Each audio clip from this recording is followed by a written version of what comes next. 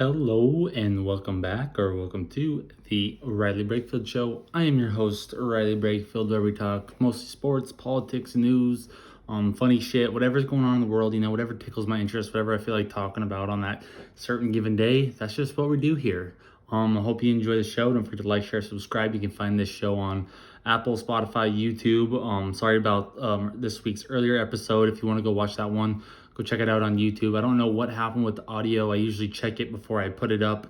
Everything seemed fine, and then I put it up, and then I checked it out myself like I usually do, and all scraggly. I don't really know what that was all about, but my apologies if you listen to that one. But if you want, go check it out on YouTube. It's still up there. You can still have good audio quality on that one at least. But today's show, we're going to be talking a little bit of college basketball, mock draft 2.0, regular season, end of the regular season. So coming up with the mock draft for fun. All the wild card games, giving my thoughts, my picks, all that jazz. One love, one hate here, and just news start out the show. So let's just get into it. First off, news here: NFL head coaching firings. We're going around here. Cardinals fired Cliff Kingsbury. They're looking for a new head coach, so they requested to interview Kirby Smart. Sounds like he's going to interview for it. Curious if he would take it. I don't think that he would. I think he's just more interested in kind of gauging the interest of the NFL and seeing if there would be a real possibility for him. But who really knows? Kind of interesting there. Jim Harbaugh's name, he's been floating around a lot, especially with the Broncos. We'll see what happens there. It sounds like it's kind of a real possibility. A lot of Michigan alumni fans or whatever upset with some guy named Ward Manuel. I don't really know his involvement with it too much, but it sounds like Harbaugh, there's a possibility. I would be surprised if Harbaugh went out the door, considering that Blake Corum just announced he was returning for next year. But you never know. That's just how the world works. Sean Payton, more than likely, he's going to get a head coaching job. His name's been floating around for every single opening pretty much, so I'm sure that he'll get one. But interesting to see what's going to happen here, who's going to get those jobs. I always get surprised when college guys go to the NFL, because I don't know, to me the NFL just doesn't seem as appealing as being a college head coach, in my opinion. But that's because I'm partial to college football, always have been, always will be. In Tennessee, a female cop, if you didn't see this is hilarious. A female cop in Tennessee got everything she was ever dreaming of, dude. She was fucking doing Girls Gone Wild parties at the police station. She was having hot tub parties. I bet she wished she had a hot tub time machine to go back in time and redo this whole ordeal, because she was caught having sex with multiple officers. Multiple officers got fired, suspended, whatnot. But by far the best part of this is that she told all of her fellow officers that her and her husband have an open marriage. And her husband came out and denied this. So yeah, there was at one point, I think, 3 people over for a hot tub party, and you know how that goes, a little orgy session. So absolutely hilarious story. You gotta understand though, you're got one of the most stressful jobs in the world. Of course you just gotta get a quick fuck in here and there. That's just how it works. Whatever. It's absolutely hilarious though. Probably one of my favorite things I saw this week. By far one of the most interesting things I saw this week though was a gentleman named Andre Dawson. Lives in Jasper Park or wherever this is. I don't exactly know where that's at. Just kind of got more into the details than figuring out the location. He recorded this video up on a mountaintop of what looked like a human figure. It looked like a ginormous human, so more likely a giant, right? Up on this mountain, kind of just walking about. He got his buddy to pull over, and he has multiple TikToks. I would recommend go checking them out. You can kind of get a better detail and kind of see things better. Anyways, he takes this video of this giant, thinks there's a giant. Does all this other stuff. He's doing a whole bunch of videos talking about it, and he even tries to go up a trail one day, and there's a cop sitting there. And he's like, "Hey, just please turn around." I thought that was weird the way the cop said, "Hey, please just turn around." Ends up turning around, whatever. A couple days later, he releases a video, puts it up on TikTok. He's standing there all awkward with his hands in his pocket, kind of looking over to the left, kind of like somebody's sitting there talking to him. Kind of like he was in danger almost. And he's sitting there saying, "It's all fake, it's all false, yada, yada, yada. I didn't mean to do it." And then the next day, he posts a video saying, "None of it's fake, it's all real, yada, yada, yada." Anyways, he was allegedly, supposedly, possibly murdered. People think it was by the CIA. He said that the CIA had contacted him. Just an absolutely weird, crazy story. I recommend, if you have TikTok, go check it out. I think it might even be on Twitter, probably, or Reddit, something like that. But the video that he got, it looks like it's probably a giant. And then I saw another video of this. He took this other video where this guy was, or not this guy, this place, it almost looks like a cell tower almost. This other guy does this video about the cell tower, and he zooms in on like Google Maps or something. And there's like a big, tall figure standing there. So possibly there's a giant living in Jasper Park.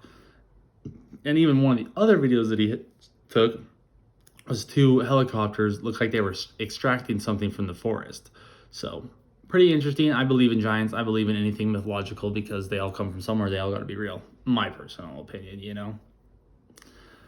But in other news, footage of Odell Beckham on that plane that he got kicked off a couple months back surfaced over the course of surfaced today, sorry. And it looked like Odell was basically just being an absolute douchebag. He was fucking drunker than shit. He had his pants off. He was telling people that he's going to fly private when they kick him off this plane. It's like, why didn't he fly private the whole time? But just a bad look for Odell, not necessarily a good look for him. So he said something on Twitter, but I just kind of ignored it. I was like, you kind of dug yourself a grave on this one, Odell. But by far the biggest news coming out of this week, though, in my opinion, is how the turntables have turned.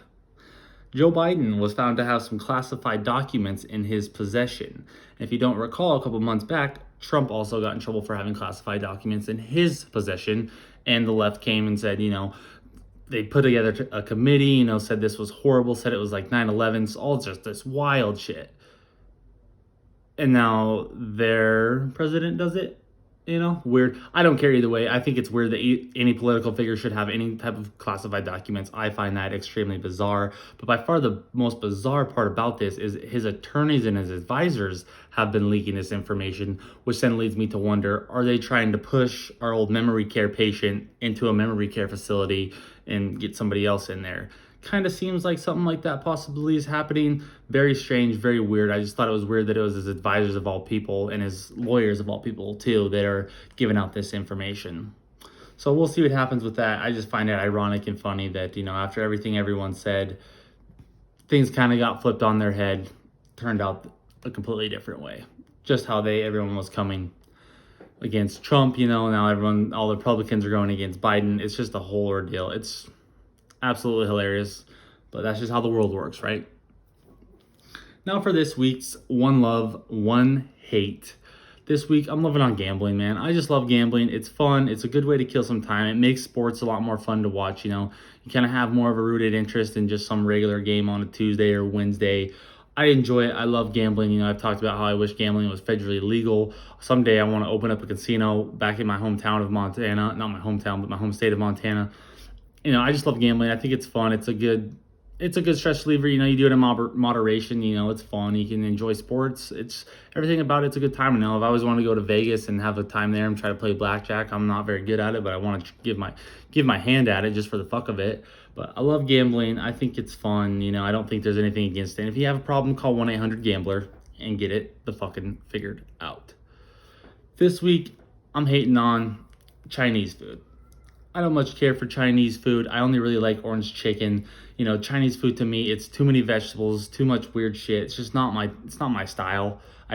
Every time I go anywhere Chinese, all I ever get is shrimp fried rice or orange chicken. The rest of it, throw it in the trash. I don't give a fuck about it. So I guess I don't necessarily hate Chinese food as a whole, but I hate the majority of Chinese food. I'd say probably, what is that, like 99.9% of it. So fuck you, Chinese food. It sucks. And also, if you never heard, apparently in China, I know this information off the top of my head because I talk about it all the time. In China, apparently, they sometimes use cooking oil, but they get it from the sewers because there's like a thin layer of oil or something that sits on the sewer. They fucking it's disgusting. They scrape it up out of the sewer and then they cook it down or whatever, and that's what they cook with. It's absolutely disgusting. Grosses me out. But that's just China, man. They're going downhill real quick.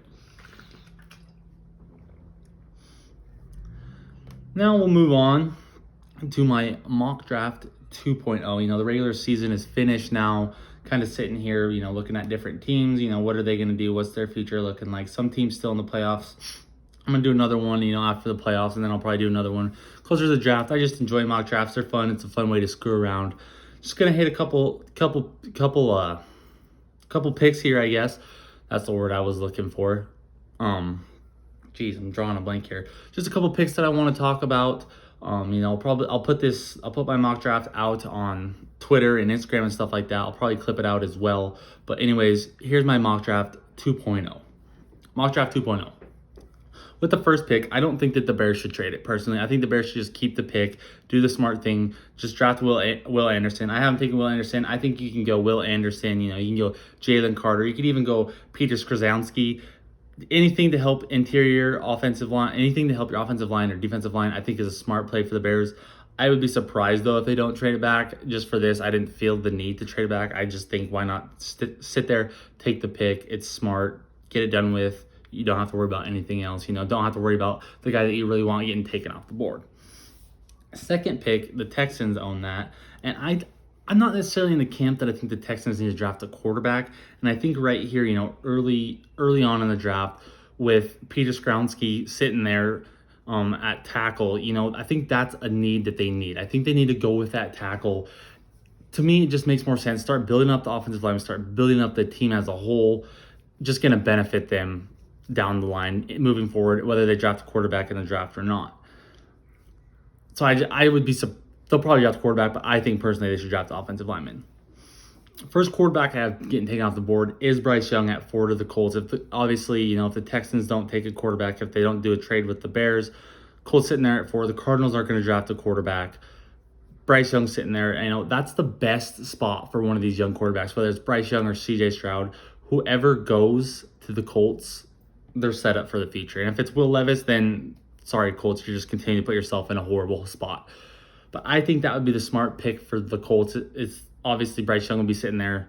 Quarterback, you're coming into a roster that already has quite a bit of talent. You have a decent run game, Jonathan Taylor. You have one of the better offensive lines in the NFL. Yes, they had some injuries. Yes, they struggled this year. But at the same time, there's a very good foundation that is in place there. And I think it's definitely a place where if you get a young rookie quarterback in there, you can see success in year 1, year 2, year 3 easily before that rookie contract is up, putting yourself in position to win a Super Bowl. And that's kind of the mainstay of the NFL. You have to be somewhat have a quarterback on a young quarterback on his rookie deal. It's sometimes the best and the easiest way to get to a Super Bowl and to win a Super Bowl. A couple other picks here that I think should happen that would be interesting. Lions at 6, having the Rams pick. Quentin Johnson, I think, would be sitting there. I think that would be a stellar pick for them. Bolster up the offense. Offensive line's been playing great. I don't think you need to do too much there. Defensively, yeah, you probably still need a little bit of help here and there. But to bolster up your offense when you already put out a really good year, you have 2 dynamic running backs. Amon-Ra St. Brown has excelled this year. Your wide receiver core is definitely moving in the right direction. Adding a guy like Quentin Johnson, a big downfield threat, would fit in very well. Give Jared Goff a big guy to throw to down the field, and he can create plays. And he's the best wide receiver in this class. Be a smart pick for the Lions at 6, in my opinion. Another quarterback getting taken out the board. I could see if the Texans decided to go, don't take quarterback at 2. I have them trading with Atlanta here at 8, so that Atlanta will move back to 12. Texans will move up to 8. I see them taking CJ Stroud at that point, because at that point, if you're trading up, the only reason for that is you're taking a quarterback if you're the Texans. Could be smart, could be bad. Like I said, I would rather see them build up their roster than hurry up and get a quarterback. I think you build up your roster, give Davis Mills another year. Doesn't work out, then you draft somebody. Next year's quarterback class could be just as low. It's going to be more loaded than this year's class, because in my opinion, Will Levis, I don't think he's going to excel at the NFL. Anthony Richardson is a project quarterback that's going to take 2-3 years possibly to develop. I don't see, there's not a lot of quarterbacks in this draft. There's really only 2, in my opinion, that have a potential to be solid starters in the NFL. That's CJ Stroud and Bryce Young. So Texans taking CJ Stroud at 8. What other picks we got here? With that Falcons trade, I have the Falcons at 12, then picking up Jordan Addison. I think that would be a good addition, to go with Kyle Pitts, Drake London, give more weapons for whoever they decide to go with at quarterback, continue to build their roster. They saw decent success with Marcus Mariota, could see it with Ritter next year. I think it'd be smart to just get more weapons on offense and become more of an elite offensive team. Pick before that, though, at 11, I see the Titans taking Paris Johnson Jr. Everything's pointing towards a rebuild. Everything's pointing towards, Taylor Lewan being cut or released.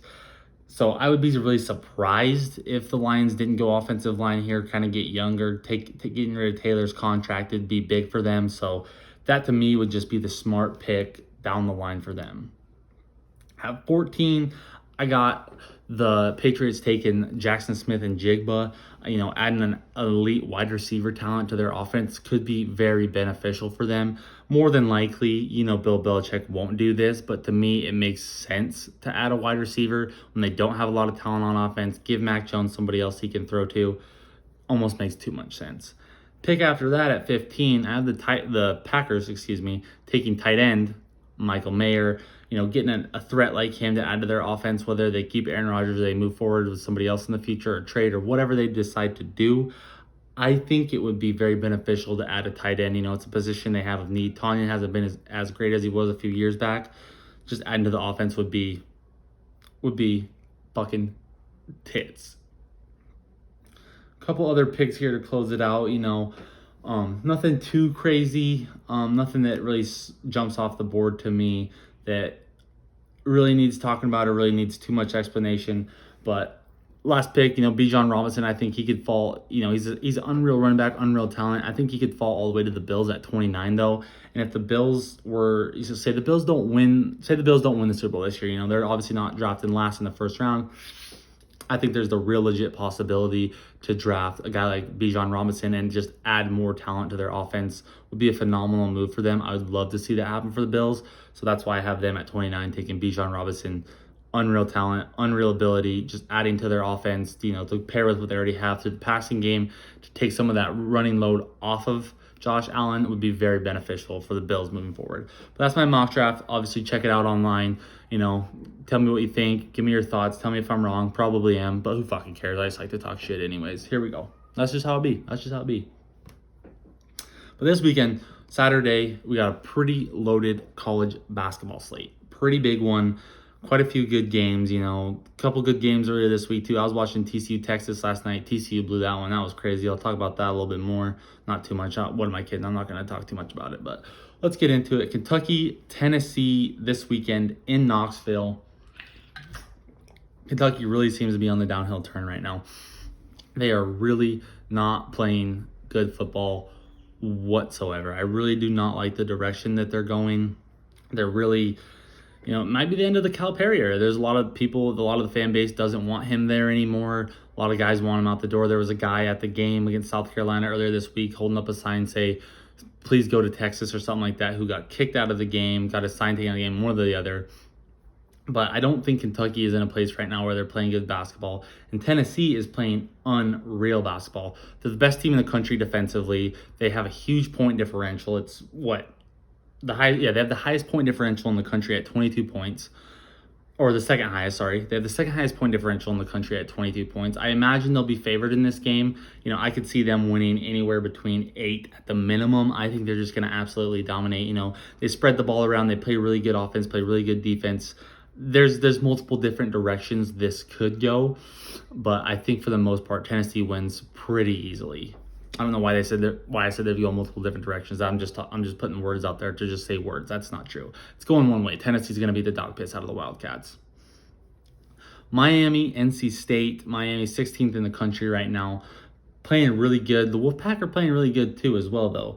This one's going to be at NC State. Both teams have been up and down defensively, but both teams offensively are in the top 15 points per game. Both teams can really score. They have guys that can score the ball at will. I really like the over in this one, especially if it's sitting at the 140, 145, somewhere in there. Seems really easy money to me. Both teams are averaging, I think it was like 79, 78 points a game. So I expect a ton of points in this one because both teams defensively aren't that good. But offensively they are. Miami's one of the worst, not one of the worst, but they're like 100th defensive in their defensive ratings, like 100 and something. NC State's a little better, I think in the 50s or something like that. Yeah. So I expect a high scoring game on Saturday for those two. Kansas State, TCU. Really like where both these teams are going right now. Two of my favorite teams so far this year. I've really enjoyed watching them. Kansas State, one of the earlier surprises of the year. No one really thought they'd be here. Only one loss, ranked 11th in the country. They really have a dynamic duo that's been carrying them. Keontae Johnson, he's averaging 18.4 points per game and seven something rebounds per game, and then he's their forward. He's their power forward, I believe. Then they have a guard by the name of Marquise Knoll. He's averaging 17.2 points per game and 8.8 assists per game right now. Unreal dynamic duo. They're playing really good basketball as a whole. Kansas State is. They've been able to score the middle, play defense pretty well. TCU though is a team that I really do like this year. And I keep saying Mike Miles' name wrong. I keep calling him Miles Price for some reason, but Mike Miles, he really carries TCU's offense. He really carries them in the ability to score. And defensively, TCU is a pretty good team. Not the best, but I do like the direction that they're going this year. Either way, this game for me is really fun. I really like both teams. I think it's going to be a pick'em line, honestly. I don't really know what direction the line's going to lean. Just TCU's loss earlier this week. Kansas State on a tear, but at TCU. So it's just going to be whoever the underdog is. That's who I'm going to pick more than likely. I'm going to go money line on the underdog to win this game. To me, that's just what it screams. Underdog is going to win the game. Another Big 12 matchup that's big time this week. Two ranked teams. Iowa State, Kansas. Iowa State 14th in the country. Kansas number 2 in the country. Sorry, I think I was going to throw up there for a second. Holy shit, that was weird. Thought I was going to throw up. My apologies. Kansas survived earlier this week against OU. They didn't look too great. They kind of got lucky to close out the game there. Iowa State's been really good this year. Iowa State defensively, though, unreal. Top 5 defensive rating in the KenPom ratings. Very, very good defensively. And, they just don't allow points. Both these teams are pretty low in the points that they allow per game. Kansas also is 13th in defensive rating on the KenPom rankings. So to me, I really feel like this is going to be an under game. I feel like the over-under is going to come out around 130, somewhere around there, anywhere between 125 to 137 feels right to me. If it pushes up towards, if it goes more down towards like the 125 range, I wouldn't take it. If it's sitting a 130 and above, the under seems to be the really smart play there for me. So that's more likely where I will go on Saturday, depending on where that line goes. If it doesn't, I might go Iowa State money line because I imagine Kansas will be favored. They're number 2 in the country right now. They're at home. Tough to play at Allen Fieldhouse, but I really like the under in this game. Last game on Saturday that tickles my interest, Duke, Clemson. Clemson's playing really good basketball right now. They haven't lost a game in the ACC. Kind of a surprise story here in the ACC early. Playing really good basketball. They'll be at home for this one. Duke's kind of had up and downs this year. I really feel like Clemson should win this one. They play okay defensively and offensively, but being at home, being on the tear that they are, I feel like they're going to pull the upset, especially with where Duke has been for the most part this year. One game on Sunday that really is going to be a fucking good one is Marquette, Xavier. Marquette, fresh off their huge upset against UConn earlier this week. UConn was ranked 6th. Shaka Smart and the boys pulled it off. They're playing really good basketball. Xavier, though, is also playing really good basketball. Both these teams are pretty hot right now. Sorry, dude. I feel like I'm going to throw up. Okay. Marquette is 3rd in the country in KenPom on offense. Xavier's 7th in the country in KenPom on offense.